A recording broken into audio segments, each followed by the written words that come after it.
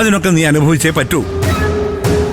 വീണ്ടും വിചാരമില്ലാതെ ഓരോ ഭ്രാന്തികൾ ചെയ്ത് കൂട്ടിയിട്ട് പിന്നെ അരഞ്ഞാടുന്ന് കാല് പിടിക്കുന്നാലേ ഒരർത്ഥമില്ലടാ.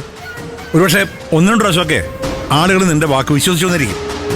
ഇപ്പൊ അതല്ലല്ലോ അവസ്ഥ. എല്ലാ പരിധികളും നീ താണ്ടിക്കഴിഞ്ഞല്ലേ.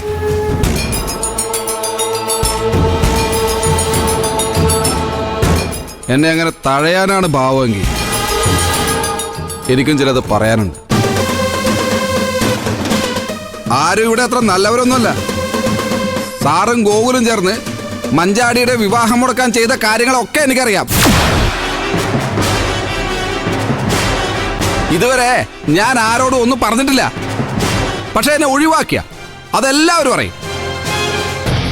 വിനയ, നീ വീട്ടിലൊന്നും അനാവശ്യം പറയാതെ ഇറങ്ങി പോവാൻ നോക്ക്. അത് ശരി. അപ്പൊ നിങ്ങൾ എന്നെ ഇറക്കി വിടുവാണല്ലേ? എനിക്കറിയാം എന്താ വേണ്ടതെന്ന് എനിക്കറിയാം. കാര്യങ്ങളൊക്കെ കഴിഞ്ഞപ്പോ ഞാൻ ഒരു കറിയേപ്പില്ല. ഇത് ഞാൻ സമ്മതിച്ചു തരുമെന്ന് ആരും കരുതണ്ട.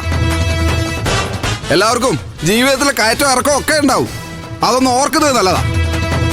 എന്നെ കൊണ്ട് എന്താ ചെയ്യാൻ പറ്റുന്നത് ഞാൻ കാണിച്ചു തരാം. ദാ സാറേ, കാണിച്ചു തരാം. ആ